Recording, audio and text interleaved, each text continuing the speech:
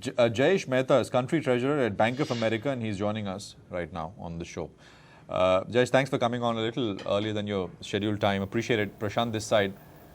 You heard, I guess, some of the conversation with Jamal Maklai earlier. So I just want to start with what your thoughts are on the rupee. And Jamal essentially was saying that he doesn't know what's going on. There's a lot of expectations on either sides. I mean, both locally driven that the government wants to weaker rupee, hence, I mean, people piling on maybe with that view. And of course, there's the global setup as well. Where do you stand in this? See, I think first and foremost, I would go with the recent remark of governor, right? Like at around 64, 65, it's like fairly priced, right? But that doesn't mean that you won't have in between volatility, right? So it's assuming immediately. I think what's happening is also as we are going to December year end, this is the first time, like, you know, December going to be very, very volatile, and you have the Fed coming in mid-December. From that perspective, I think a lot of unwinding of positioning is happening. If you look at it, when we look at only, you know, typically if you look at the flows onshore, is very different than the things offshore, because offshores people have kind of, you know, they have cross, you know, rupee long, some Asia short and stuff like that. I think that kind of situation, that some unwinding is happening there. And apart from that, you know, as of right now, market's very thin, right? So small demand will actually perk up the things. And that's what is happening. That is, I would say, for the immediate thing, that is the next today, tomorrow, next few days, right? So I think for that perspective, I would say, even yesterday there was futures expiry, and there suddenly, you know, it break a certain number. I would say maybe 67 looks toppish at this juncture. Going forward, you know, on its own, I think we should look at around 65, 66, not more than that. But having said that, maybe in next 6 months is going to be like, you know, if China devalues further, it is going to impact rupee at that point of time. But maybe it's temporary, just like what we saw last time, right? Like it moved up and then it gradually again came back to normal. So I think from that perspective, we are in a very, very different situation than what it was in 2013. So I would not say like we will have scrambled. But yes, if mainly China, I think we would be very, very watchful on China. If they devalue it further, it will impact us on an immediate basis. So that's I would say it's very choppy. So there's no point taking long term and stuff like that. And I just heard Jamal saying, like, you know, maybe every day is priced in post the Fed hike. Actually, if it happens, 80% is already you know, the voting is almost 85% on Fed hike, and if that happens, though everything is priced in, you will always see some kind of movement, and we don't know. That movement could be positive, could be negative, because one is expectation, where you always say things are priced in. When everybody feels that it's priced in, people do become complacent. So it could not really have been priced in, or it could be other way around. So it's really difficult at this juncture to guess that. And as I said, like, you know, most of the people is year end, right? So risk-taking appetite is also very, very little for a lot of people globally. Okay. You know, right now, I just want to tell you what's happening. The market is picked up pace and how. I mean, 40 points on the Nifty. It's a sharp move. The Sensex is up 140 points or so. And complete turnaround. I mean, it was looking like it would turn out, after a positive start, mind you, it was looking like it would turn out to be one more dull, sideways, down kind of market, but not anymore. 0.5% straight, and you know, very, very strong gains coming in for now. 7926 is where the market is, and let's just put the top gainers up very quickly, and I'll go back to Jayesh here, see what's moving it. I mean, really. So it's public sector banks. I mean, PNB 142.5, 2%, BOB 174.5, ICICI Bank. I mean, both private and public sector names rallying hard. Axis Bank, I mean, so if you look at the top 6 gainers on the Nifty, 4 are banks. The other 2 are Tata Steel and Mahindra and Mahindra. Tata Steel is up about 1.7%. Tata Steel is up 1.5% as well. There's Yes Bank up 1.3, 1.4%. Cipla is up 1.2%. HDFC Bank is up 1.25%. And so it goes. So this is a bit of a turn which we are seeing coming in very, very quickly as far as the market is concerned. Okay, all right, Jayesh. So I just want your sense on what's happening on the ground in terms of lending, etc. Corporate borrowing for capital projects and that kind of thing. Are things looking up at all, or are there conversations happening at all, Jayesh, or not really?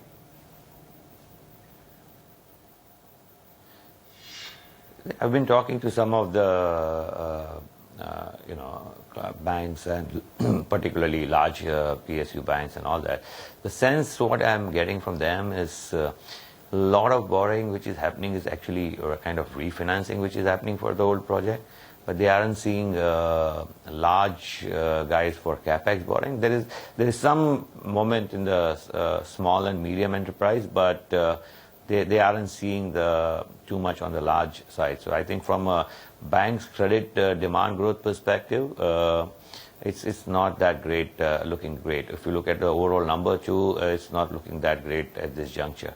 And I think even banks are also very shy on certain sectors to lend at this juncture, having gone through the pain or still going through the pain currently.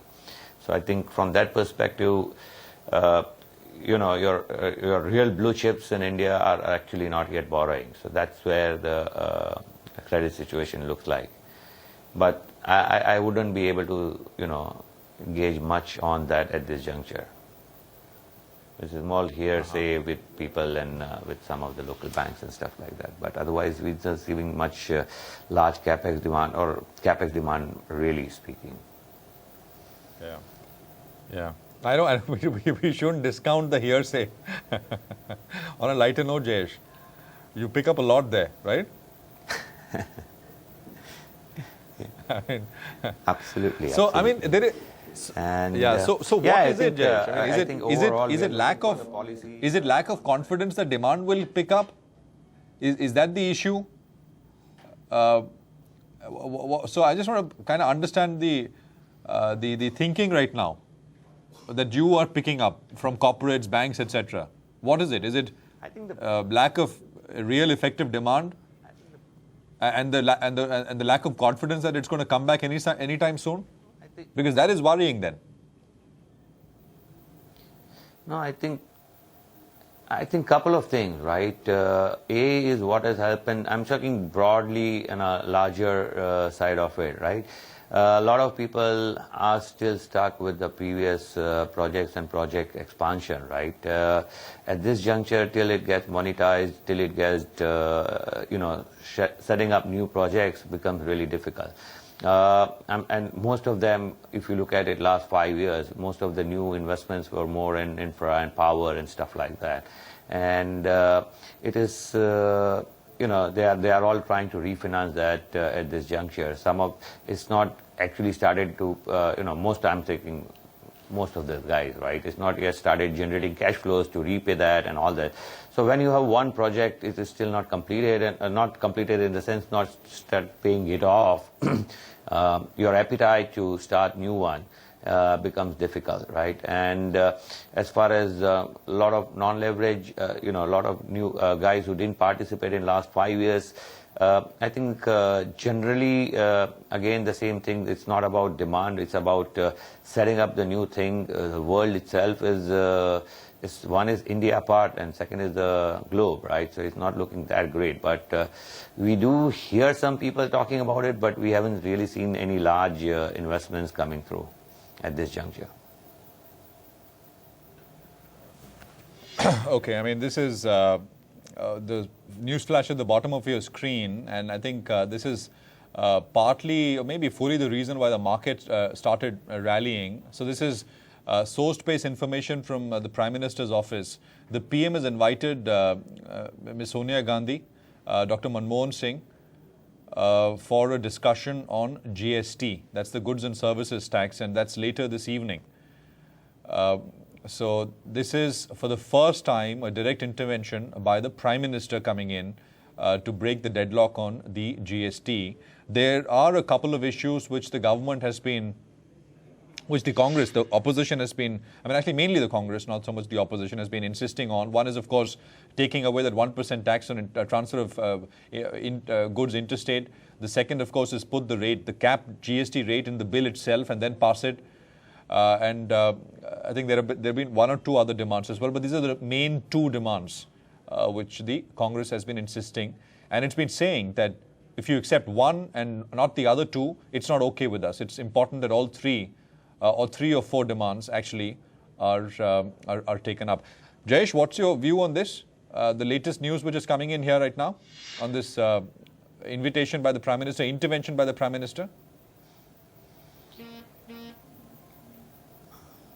I think, though I personally have a different view, but I think a lot of people are very keen on getting one of the big reforms done, and that will endorse the view people had taken 6 months back or maybe 1 year back.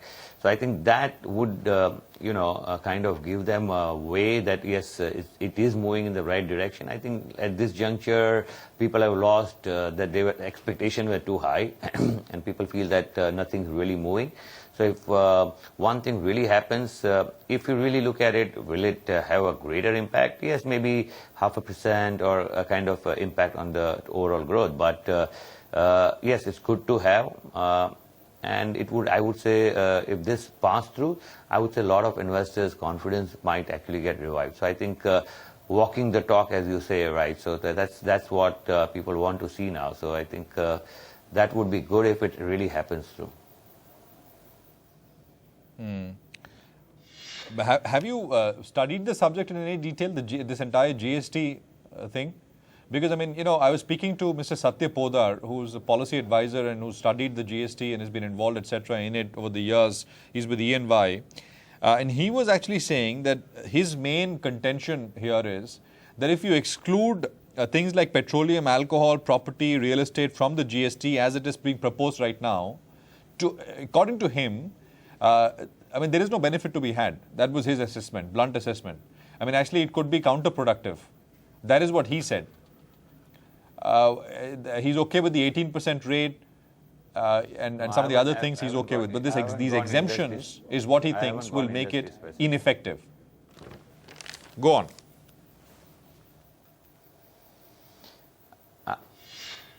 I really wouldn't know about industry specific and all that. So I would say only I know the broad number, what's the impact on GDP and stuff like that. But I really wouldn't know on the specific industry and stuff like that.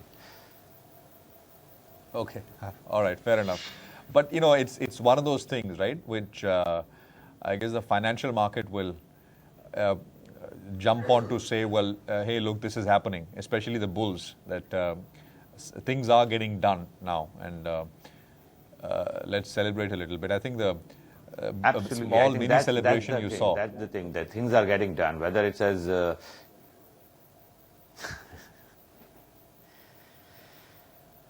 Go on, Jay. Sorry, I interrupted you. No, I think so. I think this month, I would say this is the most, I would say volatile. Not really volatile, but this is the most. This December, next whole month is going to have policy on 1st of December, and then you have. Fed statement, and a lot of foreign investors and foreign organizations globally have their year end. So I think the risk appetite being low and too big event, at least for India, is like too big event, right? So that is going to be a stressful, or I would say, I don't know the right word, maybe stressful, volatile, or maybe very thin December. Like the small things would actually amplify the move either side. So that's what looks like. So it's going to be very challenging in December. Maybe a fruitful, rewarding one as well. The hope is that if the policy stars line up. would be dovish. Lots. All right, Jayesh, thank you very much. Good speaking with you. Appreciate you joining in with that perspective today morning. Appreciate it.